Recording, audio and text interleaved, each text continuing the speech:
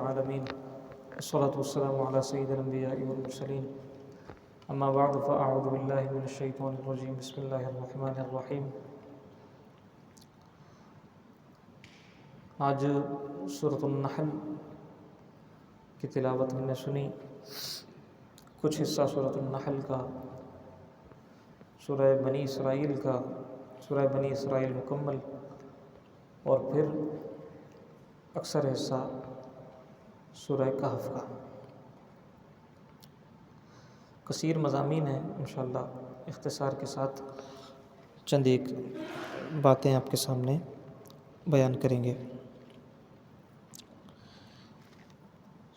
سورۃ النحل میں جہاں سے ہم نے آغاز کیا ہے، اللہ رب العزت نے ارشاد فرمایا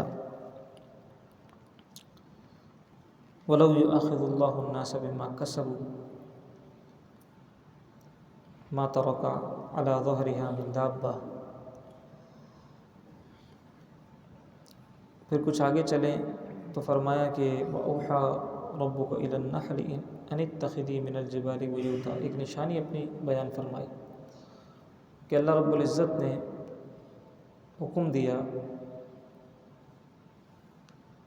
شہد کی مکھی کو، نحل کہتے ہیں شہد کی مکھی، اللہ نے شہد کی مکھی کو حکم دیا ان اتخذی من الجبال بیوتا، کہ اپنے گھر پہاڑوں میں بناؤ، ومن الشجر، اور درختوں میں بناؤ، ومما یعرشون، اور اونچی جگہوں پر بناؤ۔ ابھی دیکھیں شہد کی مکھی، اس کے نام سے ایک پوری صورت موجود ہے۔ اب یہ اس کے لیے کیسی عظمت کی بات ہے، اور یقیناً وہ اللہ کی نشانیوں میں سے ایک نشانی ہے۔ اس کا تذکرہ اللہ نے کس انداز سے فرمایا کہ اللہ نے حکم فرمایا شہد کی مکھی کو کہ اپنے گھر بناؤ، کہاں؟ پہاڑوں پر، درختوں پر اور اونچی جگہوں پر۔ پھر کیا کرو؟ ثم کلی من کل الثمرات، پھر ہر پھل میں سے کھاؤ۔ اور پھر فرمایا کہ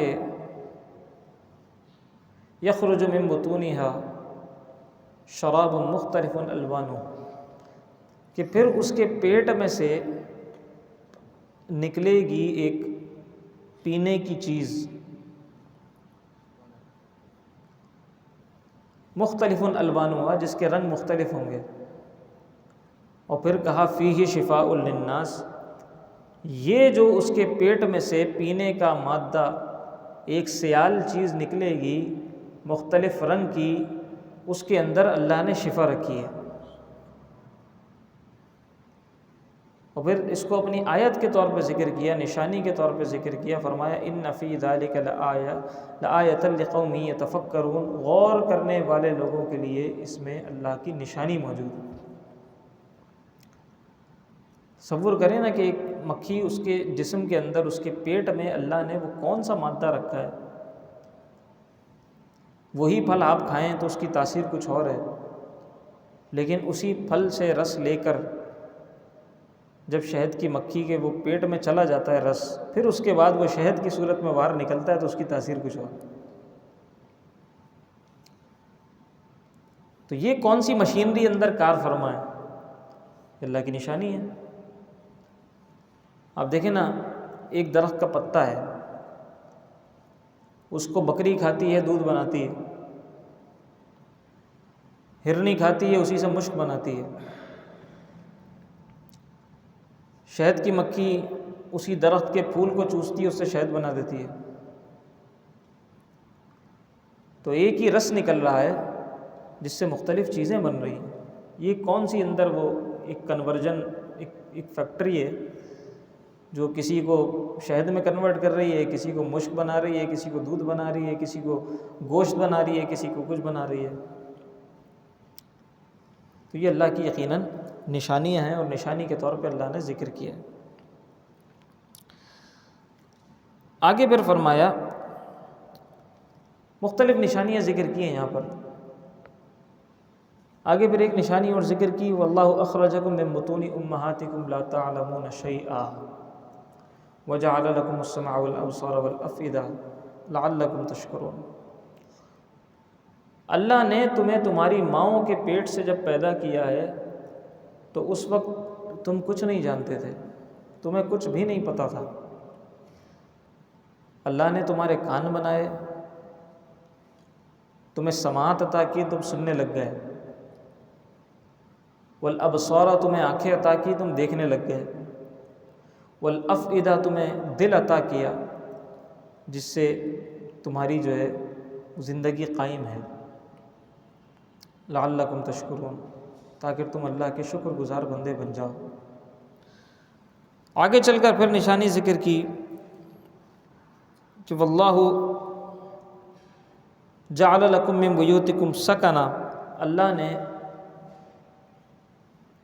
تمہیں گھر عطا کیے تاکہ تم اس میں رہائش اختیار کرو۔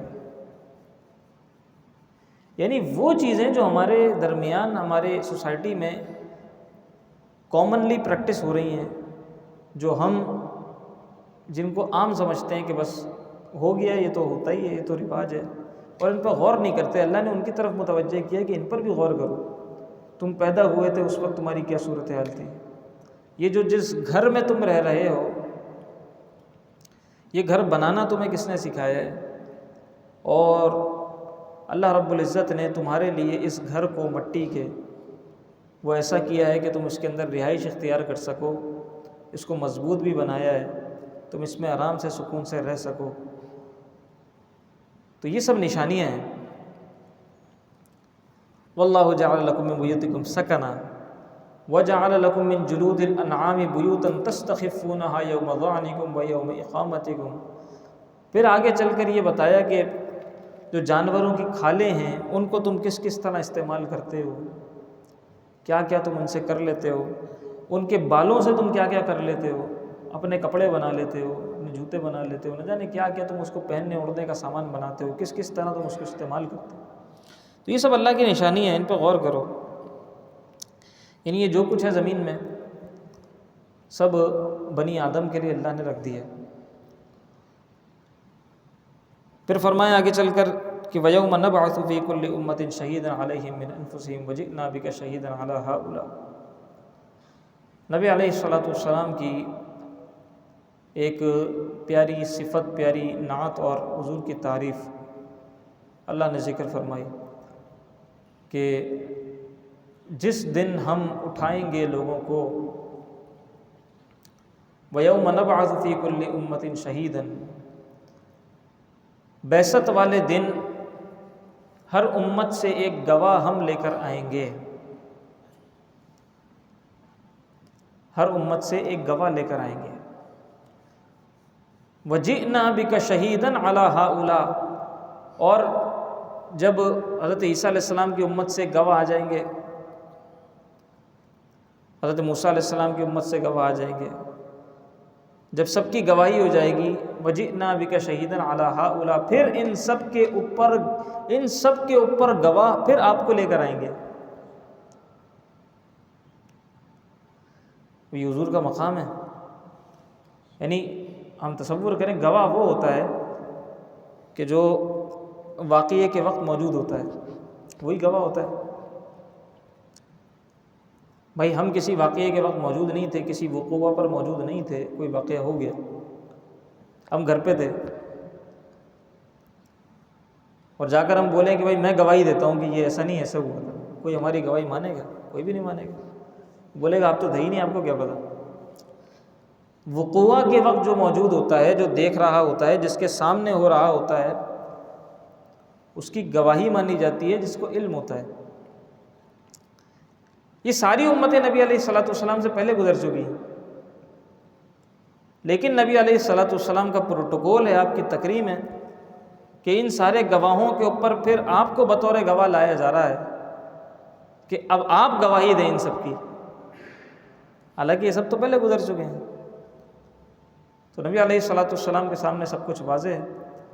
حضور کو اللہ نے وہ علم عطا کیا کہ پچھلی امتوں کا سب علم حضور علیہ السلام کو، اسی لیے تو آپ گواہی دیں گے۔ آگے کہا کہ ان اللہ یأمر بالعدل والاحسان وایتاء ذی القربى، معروف آیت ہے جو خطبے کے اندر ہوتی ہے، وینہی عن الفحشاء والمنکر، اللہ رب العزت حکم دیتا ہے عدل کا، احسان کا، وایتاء ذی القربى، اور رشتہ داروں پر خرچ کرنے کا، وینہی عن الفحشاء والمنکر والبغی، اور روکتا ہے فحش کاموں سے، بغاوت سے، منکر سے، بری باتوں سے، یعظکم لعلکم تذکرون، اور وہ تمہیں نصیحت کرتا ہے تاکہ تم نصیحت قبول کرنے والے بن جاؤ۔ آگے کہا ما عندکم ینفد وما عند اللہ باق، جو تمہارے ہاتھوں میں ہے وہ ختم ہونے والا ہے، وہ فانی ہے، اور جو تم نے خرچ کر کے اللہ تعالیٰ کے پاس بھیج دیا ہے وہ باقی ہے۔ یہ فلسفہ بڑا عجیب و غریب ہے۔ ہمیں تو یہ لگتا ہے جو ہمارے سامنے ہے، جو ہمارے ہاتھ میں ہے، وہ کیا ہے؟ وہ باقی ہے، جو خرچ کر دیا وہ فانی ہے۔ حالانکہ